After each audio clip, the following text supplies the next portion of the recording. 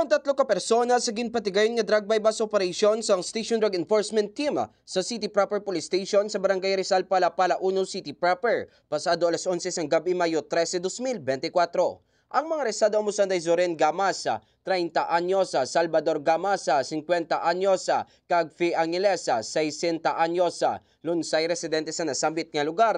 Nabakla ng mga arestado sa isa ka plastic sachet sa ginapatihan shabu gamit ang 13,000 pesos nga bypass money. Dugang nga na-recover sa ilang nga paginakopa ang 13 pagid ka plastic sachet sa ginapatihan shabu. Kagiban pa nga mga non-drug evidence.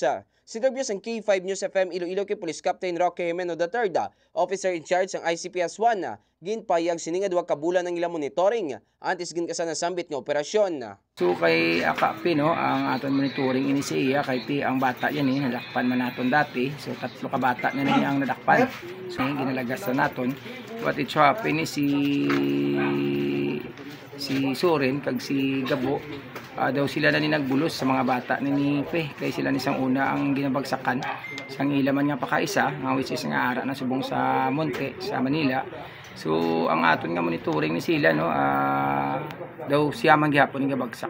Dugang pa sa ngepe nga si Soren kag Salvador ang nagsalo sa pagbaligya sa droga sa nasambit nga lugar. Mga ka-K5 ginabanta sa 67 gramos ang na-recover nga suspected shabu nga mayari ini sa estimated market value na 455,600 ka pesos. Balita nagikan sa distrito sang City Proper.